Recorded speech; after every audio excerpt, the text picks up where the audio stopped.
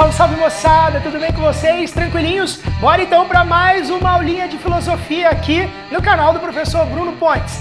Tema de hoje, Sócrates. Vem comigo que você vai gostar.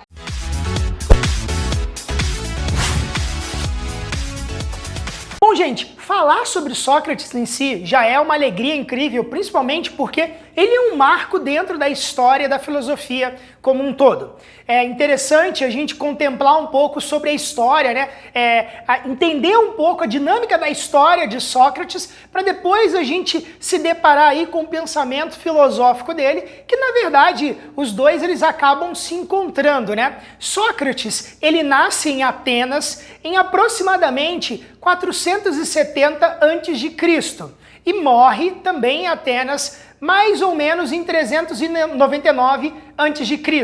Por que eu digo aproximadamente? Porque a gente sabe que os dados em relação à história de Sócrates são dados imprecisos. Peraí, Bruno, então você está querendo dizer que é possível que Sócrates não tenha existido? É possível. Por quê? Sócrates não deixou nada escrito, o que nós conhecemos dele vem a partir de outros autores, mas existem essas histórias sobre esse personagem dentro da história da filosofia. Bom, existindo ou não, a gente vai conversar aqui sobre a história dele, né? Bom, Sócrates foi casado com Xantipa e teve 3 filhos. Oh, que fofinho, né? Ele era de uma família humilde, o que aí já é um problema, porque para um filósofo ser de família humilde, na época de Sócrates, já era ali bem conflitante. E por que era conflitante? Porque a gente sabe que nesse período a filosofia ela estava muito voltada e estava extremamente ligada à ideia do ócio, né? O ócio produtivo, né? Ócio produtivo é diferente de sem vergonhice, né? De ficar matando tempo ou procrastinando, são coisas diferentes, tá?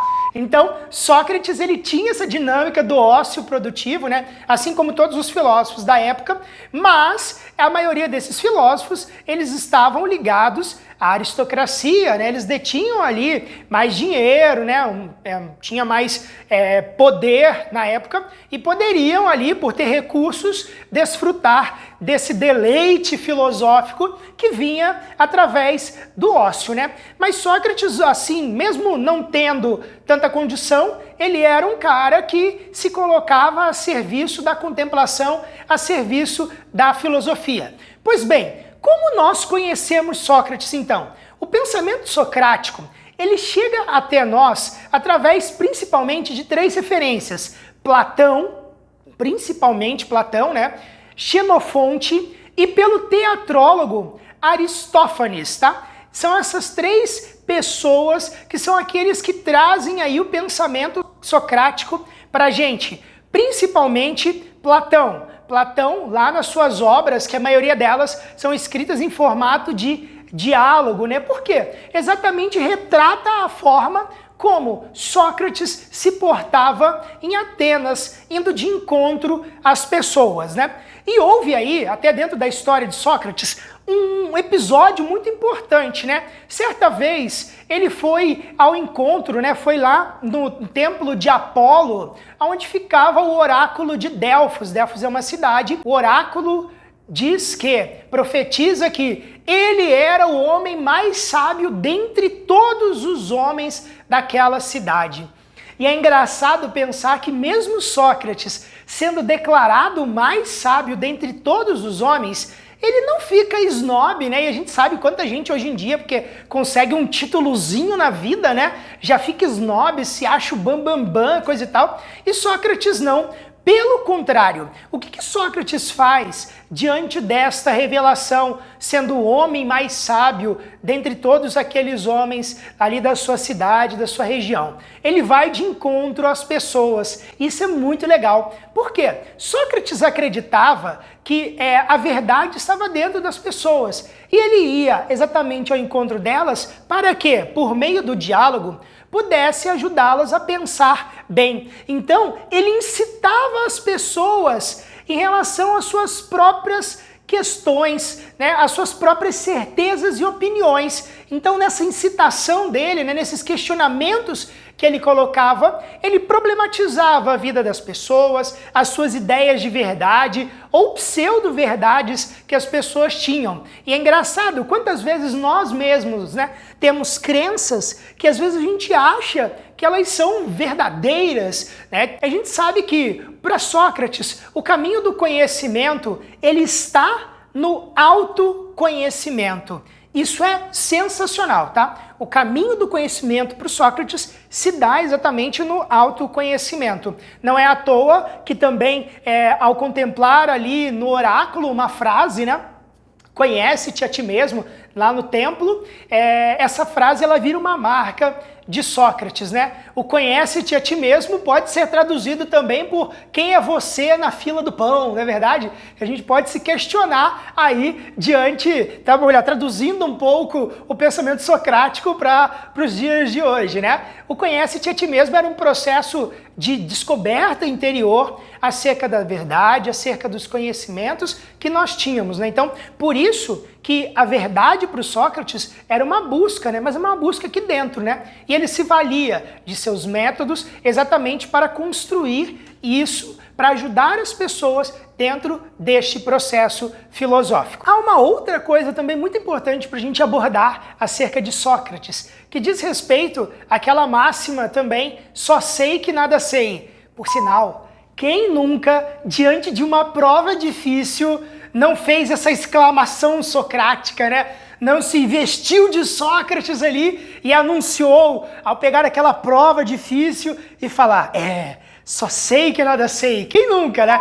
Bom, e essa máxima, né, do só sei que nada sei socrático, alguns dizem aí que é o princípio da verdadeira sabedoria. Por que isso, né? Porque mesmo Sócrates, sendo lá anunciado como o homem mais sábio da sua terra, do seu povo, né, daquela região, Sócrates, ele se via exatamente dentro desse processo de conhecimento, né? De busca pela verdade que a gente já comentou. Tem uma outra coisa muito legal sobre Sócrates, que é uma chamada virada antropológica que ele faz. Por que virada antropológica? E por isso que Sócrates, ele é muito importante, né? Ele é o primeiro desses 3 filósofos que fazem essa chamada virada antropológica, né? Eu falo Sócrates, Platão, que foi seu discípulo, e Aristóteles, né? Então, Sócrates, ao fazer essa virada antropológica, ele vai fazer exatamente uma mudança do problema filosófico da época. Por quê? E a gente sabe, e tem vídeo inclusive aqui no nosso canal sobre os pré-socráticos, a gente sabe que os pré-socráticos, eles tratavam de uma investigação acerca dos elementos primeiros que estavam na physis, na natureza. Então, eles, nessa investigação filosófica, que foi muito importante, eles estavam ainda muito ligados na aparência, nas dinâmicas materiais das coisas, né, para justificar o princípio originário de tudo. E Sócrates, ele faz essa mudança, essa virada de pensamento dentro da história da filosofia. Ele começa a investigar a realidade em sua intimidade. Ele começa a buscar o conhecimento por si só. Mas qual conhecimento por si só? O conhecimento produzido principalmente dentro das relações, né? Principalmente aqueles conhecimentos que se voltam dentro da polis. Então, para Sócrates, problemas como a justiça, o amor, né? As ideias de modo geral, né? Elas começam a ter um outro valor. E por isso que Sócrates faz essa chamada virada antropológica. A antropologia, o termo antropologia em si, ele é um termo contemporâneo, né? Usa esse termo virada antropológica para justificar que o problema que antes estava na natureza, agora ele está no ser humano, né? Bom, mas nem tudo foi muito legal assim na história de Sócrates. O fato dele estar na praça, né, indo de encontro às pessoas, ajudando as pessoas a buscar um conhecimento verdadeiro, incitando as pessoas, questionando elas ali, que inclusive vai ser objeto de estudo da gente aqui também no canal, tá? Sobre o método socrático, fica ligado, vem coisa legal ainda aí sobre Sócrates. a gente sabe que isso acaba gerando confusão, intriga dentro do contexto ateniense, e um jovem poeta da época, chamado Meleto, apresentou uma acusação em relação à pessoa de Sócrates, né? É acusado de corromper a juventude, Sócrates foi acusado de negar os deuses, de apresentar outros deuses também, e ele foi responder a essa acusação, só que ele não apresentou uma defesa, tá? E aí que é legal a gente pensar também, por que Sócrates não apresenta uma defesa coerente ali, né? Porque se ele apresentasse uma defesa de verdade, ele estaria concordando com a acusação que estava sendo feita, apresentada a ele. Porque ele não estava fazendo aquilo que ele era acusado, tá? Então Sócrates, ele é condenado à morte, e a morte bebendo cicuta, que era uma planta venenosa da época, né? Sócrates não nega essa morte, e ele assume isso, né? Ele mesmo toma ali a sua taça de cicuta e morre na frente de todos aqueles que o admiravam, né? Interessante pensar que Sócrates ele vai até o fim, principalmente por causa de um princípio ético. Um princípio ético que estava em jogo para ele ali. Bom, então essa é um pouco aí a história do Sócrates. Espero que você tenha gostado. E se você gostou, curta, compartilhe, comente, liga o sininho, porque toda semana tem vídeo novo. E se você fizer isso, você ajuda muito na divulgação e no crescimento do nosso canal. Beijo no seu coração e até a próxima, se Deus quiser. Tchau, tchau, gente. Até mais.